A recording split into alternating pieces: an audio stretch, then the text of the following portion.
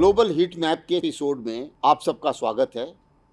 ये पेशकश USI of India की तरफ से है ताकि हम आपको पिछले हफ्ते के जितने भी इम्पॉर्टेंट इंटरनेशनल और सामरिक विषय हुए हैं पूरे वर्ल्ड में उससे अवगत करा सके और जो भी कैंडिडेट्स किसी भी कंपटीशन में अपीयर हो रहे हैं वो अपने आप को अपडेट कर सकें कि पिछले हफ्ते क्या हुआ था। इस एपिसोड में हम बात करेंगे एलएसी में जो डिसएंगेजमेंट हो रहा है भारत और चीन के बीच में, प्रेसिडेंट शी और प्राइम मिनिस्टर मोदी की जो मीटिंग हुई है ब्रिक्स में, इजराइल ने अटैक किया है ईरान के ऊपर, उसके बाद अभी क्या होने वाला है, सीज फायर के बारे में क्या बात होगी, रूस आगे बढ़ रहा है डोनेट्स रीजन में, ऐसी बातचीत है कि नॉर्थ कोरिया के ट्रुप्स उधर आए हैं, उसके बारे में हम बात करेंगे, ज़ेलेंस्की क्या सोच रहे हैं पीस के बारे में, उसके बारे में भी बात करेंगे, भारत जर्मनी के संबंधों के बारे में बात करेंगे,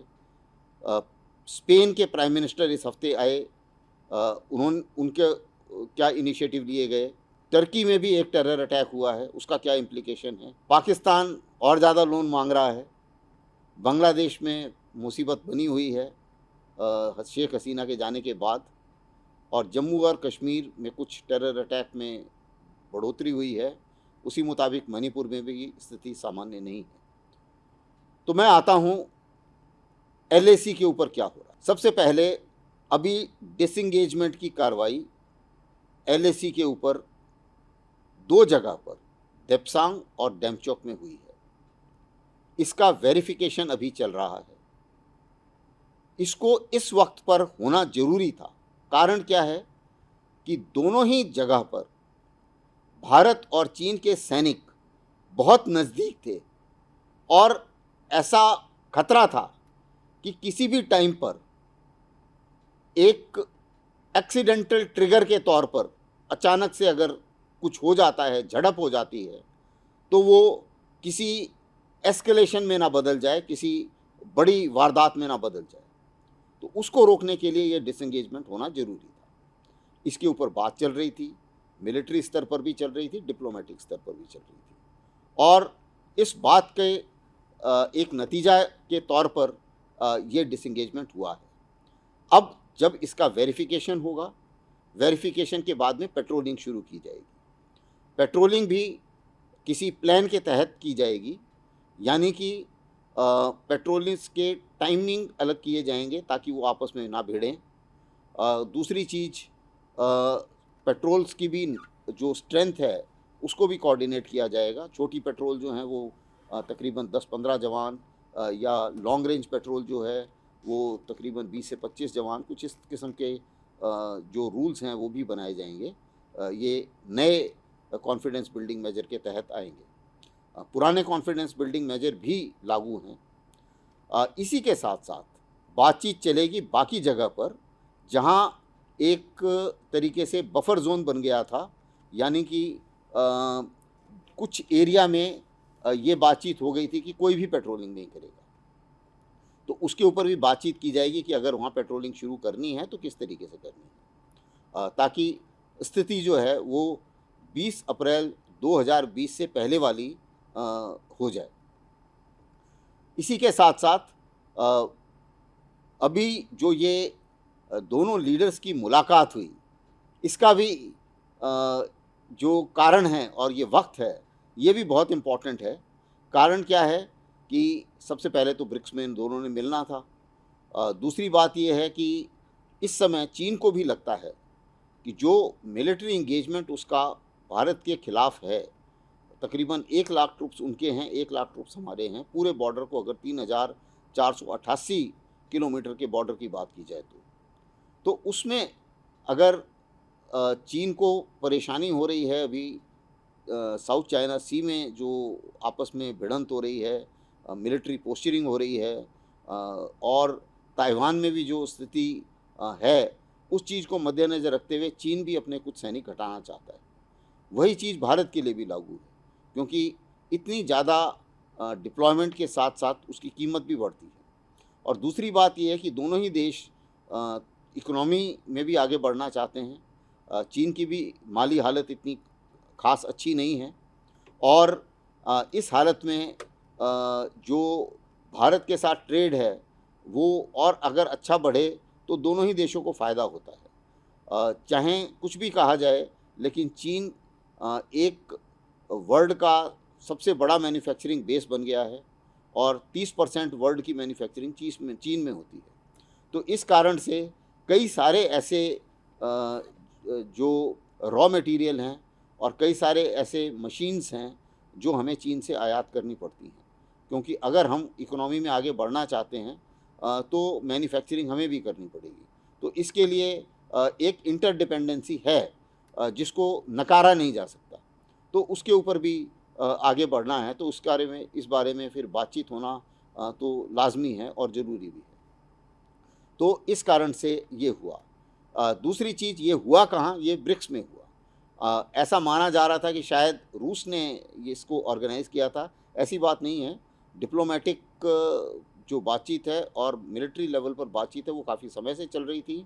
रूस क्योंकि ये मीटिंग रूस में हुई थी तो ये डिक्लेरेशन भी रूस में हुआ। ये रूस की जो है वो इसका भूमिका इसमें है। और दूसरी चीज़ ये है कि जो ब्रिक्स समिट हुई है, ये भी एक इम्पॉर्टेंट इवेंट हुआ है। इस ब्रिक्स समिट में 2-3 चीज़ें सामने उभर के आई कि पुतिन, जैसा कि वेस्ट मीडिया बता रहा था कि पुतिन अलग-थलग हो गए हैं, ऐसी बात नहीं है, अलग-थलग नहीं हुए हैं। जिस हिसाब से जितने लीडर वहाँ ब्रिक्स में गए, उसको अगर मध्य देखा जाए तो।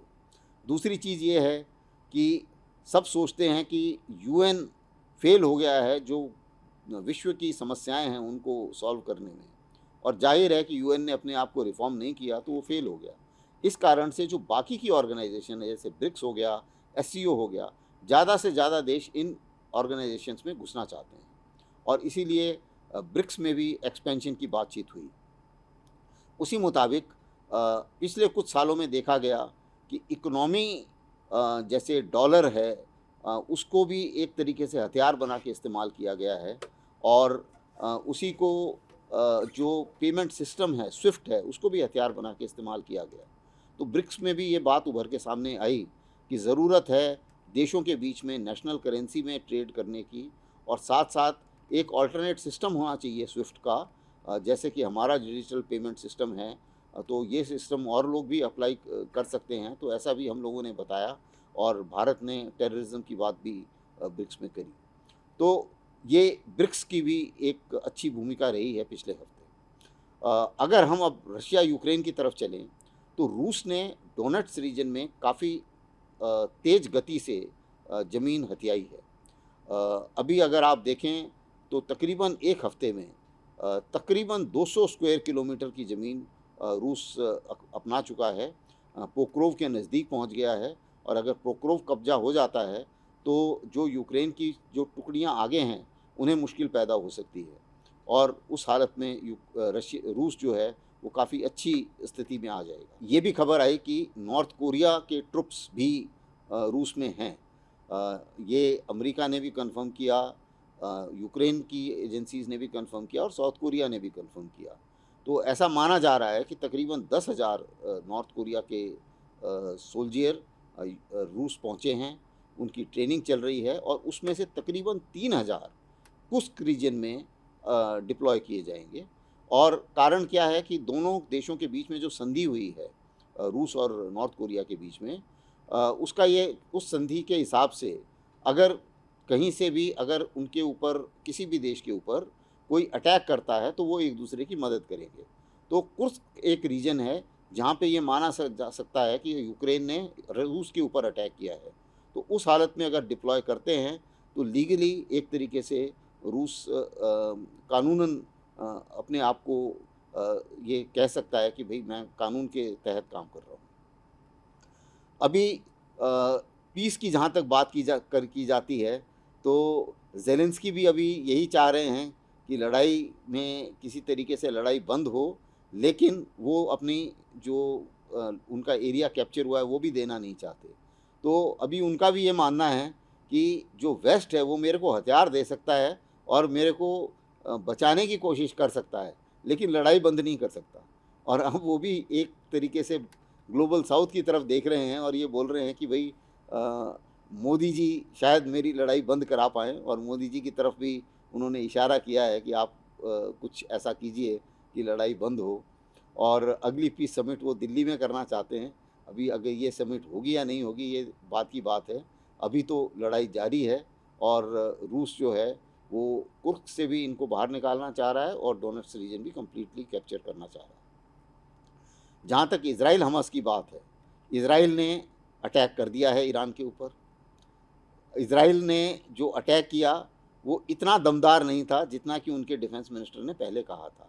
ऐसा माना जा रहा है कि इज़राइल ने अमेरिका की बात मान ली, न्यूक्लियर हथियारों के ऊपर, न्यूक्लियर फैसिलिटीज़ के ऊपर और पेट्रोल की फैसिलिटीज़ के ऊपर हमला नहीं किया, और एक सिंबॉलिक किस्म का हमला किया है। डैमेज कितना हुआ किसी ने कुछ नहीं बताया। उसी मुताबिक जो ईरान में भी जो सुप्रीम कमांडर हैं उनका भी ये कहना है कि ना तो इसको बढ़ा चढ़ा के पेश किया जाए इस अटैक को, और ना ही इसको डाउन प्ले किया जाए, यानी कि इसको नकारा जाए। तो वो भी ऐसा माना जा रहा है कि वो भी बहुत ज़्यादा डायरेक्ट अटैक इज़राइल के साथ में डायरेक्ट कन्फ्रंटेशन बढ़ाना नहीं चाहते। लेकिन इतना भी है कि उनके जो प्रॉक्सीज़ हैं, हिज़्बुल्लाह है, हमास है, वो लड़ते रहेंगे। हिज़्बुल्लाह ने अभी नया कमांडर नियुक्त किया है जो नसरुल्लाह के मारे जाने के बाद में, तो वो भी अभी न्यूज़ आ गई है। और इस हालत में जाहिर है कि हिज़्बुल्लाह भी वार करेगा, और उसने भी अभी कई बदले लेने हैं, वो भी चूकेगा नहीं। नेतन्याहू का ये मानना है कि भई हमारे में उसकी तरफ से अ, अभी हिज़्बुल्लाह जो है वो कमज़ोर हो गया है, उसी मुताबिक हमास भी काफ़ी कमज़ोर हो गया है, ख़त्म तो कोई भी नहीं हुआ। और अगर इन दोनों का कंट्रोल इन 2 जगह पर नहीं रहता है, लेबनान में हिज़्बुल्लाह का कंट्रोल नहीं रहता है और गाज़ा में हमास का कंट्रोल नहीं रहता है, तो मेरी तरफ से मैं आगे पीस की बात कर सकता हूँ। तो ये अभी जो सीज़ फायर की बात इस किस्म से आगे चल रही है, ऐसा लगता नहीं है कि दोनों साइड इस सीज़ फायर को मानेंगी, क्योंकि ऐसा माना जा रहा है कि एक ऑफ़र दिया गया था हमास के लीडर्स को कि आप सबको छोड़ दिया जाएगा अगर आप सारे होस्टेज वापस कर दें, और हमास के लीडर्स ने ऐसा माना जा रहा है कि ये नहीं माना। तो जाहिर है कि वो लोग भी अभी इतनी आसानी से हथियार नहीं डालने वाले। जहाँ तक बाकी अ, इसका नेतन्याहू पीस चाहते हैं या नहीं, ये तो अभी कुछ दिनों के बाद ही पता चल पाएगा। इसी दौरान 2 इम्पॉर्टेंट विज़िट हुई हैं। स्पेन के भी प्रधानमंत्री इधर आए, और उन्होंने जो यहाँ पर एक इंटर गवर्नमेंटल कॉन्फ्रेंस हुई है, जिसमें जो स्पेन के जो अभी लीडर आए थे, टाटा की जो विमान बनाने की एक कंपनी और एक फैसिलिटी का भारत में उद्घाटन किया गया वडोदरा में। उससे सबसे इम्पॉर्टेंट चीज़ ये है कि अगर ये विमान बनते हैं तो ये सिविल सेक्टर में भी इस्तेमाल हो सकते हैं, और मिलिट्री सेक्टर में भी इस्तेमाल हो सकते हैं। ये ट्रांसपोर्ट विमान हैं, और ये ऑलरेडी स्पेन में बन रहे हैं। ऐसा माना जा रहा है कि 40 विमान भारत में बनाए जाएंगे, 16 विमान भारत खरीदेगा स्पेन से फ्लाई अवे कंडीशन में, और वो जो है हमारे जो हमारा अभी का फ्लीट है, क्योंकि हमारी डिमांड विमानों की बहुत ज़्यादा है, सिविल सेक्टर में भी और मिलिट्री में भी। तो ये एक मोटा जो समझौता है, ये भारत और स्पेन के बीच में साइन हुआ है। उसी मुताबिक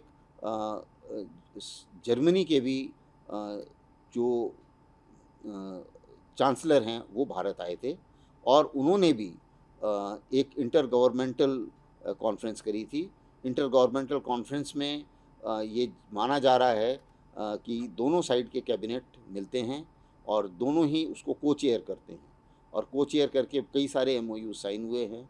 सबसे इम्पॉर्टेंट चीज़ ये है कि भारत स्किल्ड वर्कर भेजेगा जर्मनी में, और उनका जो वीसा है पहले अभी 20,000 था, अभी उसको बढ़ा के 4.5 गुना 90,000 कर दिया है। और इसी मुताबिक जर्मनी भी भारत की तरफ देख रहा है as alternate market, consumer market, बड़ी कंज्यूमर मार्केट है। जर्मनी के चीन से भी वो हटना चाह रहा है, क्योंकि चीन में भी जो अभी टैरिफ इलेक्ट्रिक व्हीकल्स के बारे में इन लोगों के बीच में संबंध अच्छे नहीं चल रहे हैं। यूरोप टैरिफ लगाना चाहता है, उससे चीन नाराज़ है। और जर्मनी भी भारत के ऊपर, भारत के अंदर थोड़ी मैन्युफैक्चरिंग शुरू करना चाहता है। इसीलिए एक बिज़नेस कॉन्फ्रेंस भी हुई है यहाँ पे, एशिया पैसिफिक बिज़नेस फोरम की भी बड़ी मीटिंग हुई है, जिसमें काफ़ी सारे सीईओज़ आए थे। तो उसी के साथ साथ जर्मनी भी इंडो पैसिफिक की तरफ देख रहा है। उसके 2 युद्धपोत गोवा आए थे और जो चांसलर आए थे वो वहाँ भी गए थे, ये बताने के लिए कि इंडो पैसिफिक में हम सबके विचार भी एक साथ हैं और ज़रूरी पड़ने पर जर्मनी भी भारत के साथ खड़ा होगा डिप्लॉय करने के लिए जो नेवी के एसेट्स हैं। इसी के साथ साथ एक टेररिस्ट अटैक हुआ है तुर्की में। अभी तुर्की में जो टेररिस्ट अटैक हुआ है, ऐसा माना जा रहा है कि पीकेके नाम का एक ऑर्गेनाइजेशन है जो कि कर्ड्स के लोग हैं, वो इसको करते हैं। और ये जो ऑर्गेनाइजेशन है, ये अमेरिका के करीबी रहा है, क्योंकि आईएसआईएस के साथ इन्होंने अमेरिका के साथ लड़ाई लड़ी थी। और क्योंकि अर्डोगन नाटो मेंबर होते हुए ब्रिक्स में शामिल होने के लिए वो रूस पहुंच गए थे, तो ऐसा माना जा रहा है कि शायद वेस्ट को पसंद नहीं आया और शायद एक टेरर हमला ऐसा किया गया कि अर्डोगन को ब्रिक्स से वापस आना पड़ा। अब अर्डोगन ब्रिक्स में शामिल होंगे या नहीं होंगे वो बात की बात है, लेकिन ये इसके ऊपर ये एक स्पेकुलेशन है। इसकी अभी जब तक पूरी खबर अभी हासिल हुई नहीं है, लेकिन आने वाले हफ्तों में जाहिर है कि ये पता चलेगा कि ऐसा ये हमला हुआ तो हुआ क्यों। अभी अगर चलें नज़दीक, तो पाकिस्तान भी और ज़्यादा लोन मांग रहा है, इकोनॉमिक हालत उनकी ख़राब है। बलूचिस्तान में प्रोटेस्ट चल रहे हैं। एक बहराम बलूच, डॉक्टर बहराम बलूच है, उनको भी इन्होंने अभी कस्टडी में ले लिया है, जो कि एक्टिविस्ट है। और इसी मुताबिक जुर्म भी बलूचियों के ऊपर हो रहे हैं और वो लोग भी मुकाबला कर रहे हैं। बीएलए भी अटैक कर रहा है। उसी मुताबिक खैबर पख्तूनख्वा में भी अटैक चल रहे हैं। चीन से वे लोग और ज़्यादा पैसा चाह रहे हैं। चीन ने कुछ पैसा दिया था इनको और अब कुछ और लोन ये लोग मांग रहे हैं। चीन ने कुछ कमिट नहीं किया है कि देगा या नहीं देगा, लेकिन चीन ने इतना ज़रूर कर दिया है कि जो लोन की किस्तें इन्हें देनी थी वो अभी 2027 के बाद दी जाएंगी। उसी मुताबिक बांग्लादेश भी जो शेख हसीना के जाने के बाद जो वहाँ पर हालात बिगड़े थे वो अभी तक बिगड़ रहे हैं। अभी ये सारे के सारे जो इंटरिम गवर्नमेंट है और जो स्टूडेंट्स हैं और साथ साथ जो जमात इस्लामी और बीएनपी है, ये सारे के सारे चाह रहे हैं कि प्रेसिडेंट भी बदल जाए। जजों को पहले बदल दिया था, फिर प्रोटेस्ट हो रहे हैं। और इसी के साथ जो हिंदू माइनॉरिटीज़ हैं वो भी एक साथ जुड़ गई हैं। अभी उन्होंने एक साथ मिल के काफ़ी बड़ा प्रोटेस्ट किया है और वो भी तकरीबन 8%, 1 करोड़ से ज़्यादा हिंदू हैं वहाँ पर, और वो भी एक साथ मिलकर अभी अपनी आवाज़ जो है मनवाना चाहते हैं और ये चाह रहे हैं कि एक मिनिस्ट्री बने माइनॉरिटी कम्युनिटीज़ के लिए। तो इसके ऊपर भी अभी देखा जाएगा आगे। और इलेक्शन की भी बातचीत चली थी, लेकिन ऐसा माना जा रहा है कि तकरीबन 1 साल तक तो ये जो अभी वहाँ पर केयर टेकर लीडर हैं यूनुस, वो चाह रहे हैं कि भाई मैं सिस्टम सही करूँगा। अब सिस्टम सही करना जो है उसमें भी उनकी मंशा बिल्कुल क्लियर नहीं है। क्या सिस्टम सही करने का मतलब है कि अवामी लीग को पूरी जड़ से निकाल फेंकना है? तो अगर ये सिस्टम सही करना है तो शायद वो इसके पीछे पड़े हुए हैं। जमाती इसका इफ़ेक्ट भी अभी काफ़ी ज़्यादा वहाँ पे प्रभाव नज़र आ रहा है। तो ये उधर चल रहा। और अगर हम अपने आसपास अपने नज़दीक में देखें तो कश्मीर में भी थोड़ा सा टेररिज्म बढ़ा है। अक्सर देखा जाता है कि बर्फ़ पड़ने से पहले इन्फिल्ट्रेशन की कोशिश की जाती है और इन्फिल्ट्रेशन ज़्यादा बढ़ता है तो कुछ टेरर इंसिडेंट भी बढ़ जाते हैं।